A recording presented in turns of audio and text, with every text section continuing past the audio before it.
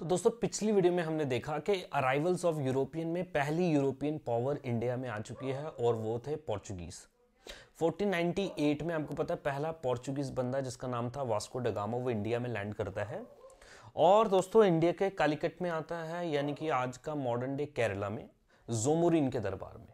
और दोस्तों ये ट्रेड करते हैं, इंडियन ओशन पे पूरा का पूरा कब्जा कर लेते हैं। हमने देखे इनके गवर्नर्स के बारे में, जैसे कि फॉर एग्जांपल बात करें Francisco de Almeida, Albuquerque, Nuno da Cunha जिसने गोवा को कैपिटल बनाया था। ये सारी बातें हमने पिछली वीडियो में देखी। अगर आपने वो वीडियो नहीं देखी तो आप वो वीडियो भी देख सकते हैं, देन इस वीडियो पे आ सकते हैं, या ये वीडियो देखने के बाद वो वीडियो भी। लेक्चर दोस्तों आपको अच्छा लगे तो मेक श्योर आप चैनल को सब्सक्राइब करें और इस वीडियो को लाइक करें। चलिए शुरू करते हैं। दूसरी पावर दोस्तों जो इंडिया में आएगी और वो है बच्चा डच।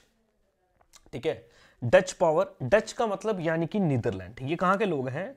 नीदरलैंड के लोग। ये भी यूरोपियन पावर है। ठीक है, नीदरलैंड्स के बंदे हैं, ये भी यूरोपियन पावर है। दूसरी, पहला पोर्चुगीज, दूसरे डच। कौन से देश? नीदरलैंड के लोग। ठीक, इंडिया में अगर आप देखेंगे डच ज्यादा देर तक रूल नहीं कर पाए, बहुत बड़ी पावर एमर्ज नहीं हो पाए क्योंकि इनके कॉम्पिटिटर जो थे वो बहुत ज्यादा स्ट्रॉन्ग थे, जैसे कि आप देखेंगे पोर्चुगीज और इंग्लिश। तो ये ज्यादा देर तक रूल नहीं कर पाएंगे इंडिया में, कुछ अपनी फैक्टर्स बनाएंगे, अल्टीमेटली इनको छोड़ के जाना पड़ेगा इंडिया और जाके ये इंडोनेशिया में अपना एस्टैब्लिशमेंट करेंगे। इंडोनेशिया में इनका तगड़ा होल्ड था। चले, तो यह भी लिखा है बेताविया, इंडोनेशिया में इनका तगड़ा होल्ड था। ये आगे जो लिखा हुआ है ये समझ ले इनका हेडक्वार्टर था। चले, तो बात करते हैं डच की। 1602 में दोस्तों डच ने भी कंपनी बनाई, नीदरलैंड यानी कि। ठीक, अब पोर्चुगीज आ चुके हैं तो हड़बड़ी मच गई यूरोप में कि भाई इतना पैसा कमाया जा रहा है, ट्रेड कर रहे हैं, स्पाइसेस ला रहे हैं, बेच रहे हैं, तो हम क्यों पीछे रह जाए। कि दौड़ लग गई, सारी की सारी यूरोपियन पावर्स चाहती थी कि वो ईस्ट इंडिया में आ जाए, यानी कि साउथ ईस्ट एशिया में आके ट्रेड करना चाहते थे क्योंकि स्पाइसेस के लिए बहुत फेमस था ये इलाका, गर्म जलवायु का इलाका है। ठीक है, स्पाइसेस अच्छे होते हैं। हमारा भी साउथ इंडिया देख लें आप, केरला बहुत ज्यादा फेमस है। चलो जी, ये दूसरी कंपनी भी इंडिया में आ गई। चले, it was the first multinational corporation in the world and was the first company to issue stock. पहली एमएनसी पूरी दुनिया में जो थी वो ये कंपनी थी और पहली यही कंपनी है जिसने स्टॉक, ठीक है, या बोल सकते हैं जिसने अपने शेयर जो थे ये इशू किए थे। ये ऐसी बॉडी थी। मोटिव की बात करते हैं इनकी, अगेन हम सभी को पता है जितनी भी यूरोपियन कंपनीज हैं इनका सेम ही मोटिव था।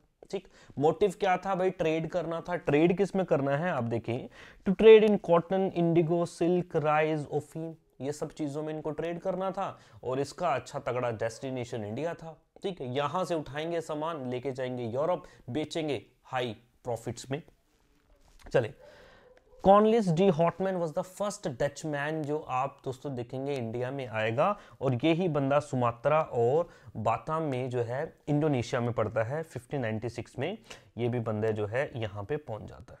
ठीक है, अब यहाँ पे ये अगर टाइम देख लें 1596, यानी कि कंपनी बनाने से पहले ये बंदा आ चुका था और देख चुका था और देन कंपनी जो है ये बाद में बनाएगी, 1602 में बनाएगी। कंपनी कब बनाएगी? 1602 में। ठीक, पहली 1498 और ये 1602। चले, the Dutch begin to enter in Java, Sumatra, whose headquarters were established Batavia, modernly Jakarta, Indonesia. इनका हेडक्वार्टर कहां था? बेताविया, जकार्ता जो आज का है वो इंडोनेशिया में पड़ता है। ठीक है, तो इनका वहां पे ज्यादा होल्ड था।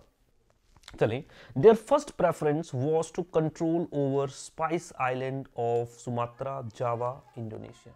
मेन ये अपना होल्ड कहां पे बनाना चाहते थे? Island nations of Indonesia. इनका ज्यादा होल्ड वहां पे था और इनका ध्यान भी वहीं पे था। तो नो डाउट इंडिया में भी इन्होंने एस्टैब्लिशमेंट की। आइए देखते हैं इंडिया में इन्होंने कहां कहां पे अपनी एस्टैब्लिशमेंट की। ठीक, कंसोलिडेशन इन इंडिया।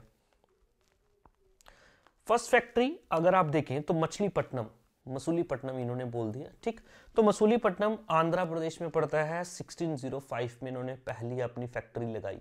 ठीक है, अदर इंपॉर्टेंट फैक्ट्रीज अगर आप देखें तो इन्होंने गुजरात के सूरत, कासिम बाजार, पटना, बालासोर उड़ीसा, पोलिकट नागेपट्टनम, ये आप देखेंगे तमिलनाडु में, और कोचीन केरला में, इन सब एरियाज में इनकी फैक्ट्रीज थी। इन यहाँ पे ट्रेड कर रहे थे। कॉम्पिटिटर्स देखें दोस्तों, अब ये तो नहीं है, यहाँ पे आप देखेंगे पोर्चुगीज बैठे, 1498 से बैठे हुए हैं और ये 1602 में आ रहे हैं, इनसे 100 साल पहले वो आ चुके हैं 1600, ठीक है। और आप देखेंगे अंग्रेज भी आने ही वाले हैं, 1608 में अंग्रेज भी आ चुके हैं। अब यहाँ पे 3 कंपनीज होगी, बड़ी पावर्स 3 हो चुकी हैं, ठीक है, पोर्चुगीज, डच और इंग्लिश।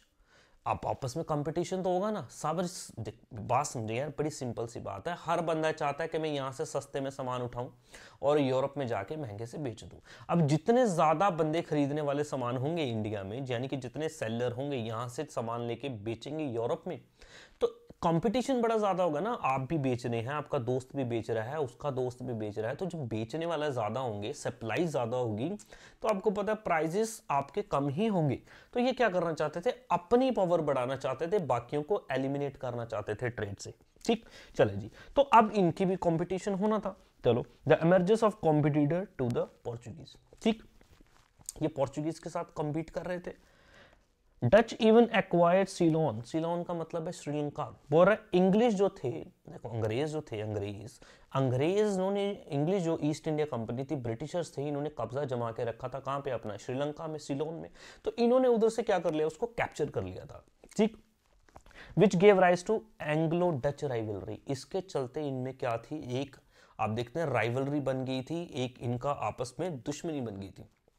डच इंग्लिश का दुश्मन, इंग्लिश डच का दुश्मन। क्यों? क्योंकि ये एक दूसरे के एरियाज में क्या कर रहे थे, कब्जा बनाने की कोशिश कर रहे थे। चलें, in 1759 they were defeated by English in battle of Bedara. Very important, battle of Bedara याद रखेंगे। बैटल ऑफ बिदारा किस किस के बीच में हुई, एक तरफ इंग्लिश, दूसरी तरफ डच या फिर नीदरलैंड्स, ठीक है जी।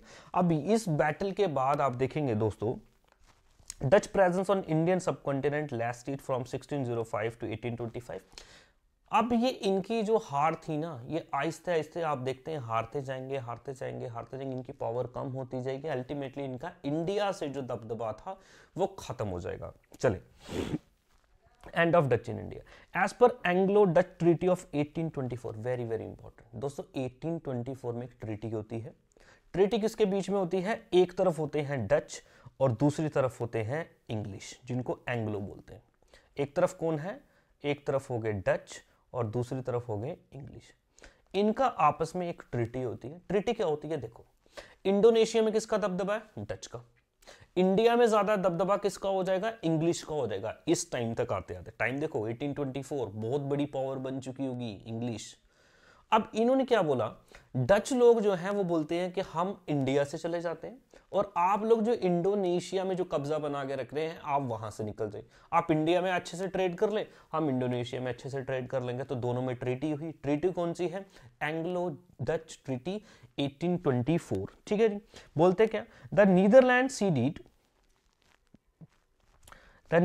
ceded all their establishment on the Indian subcontinent to the Dutch and all the right associated with it, ठीक है।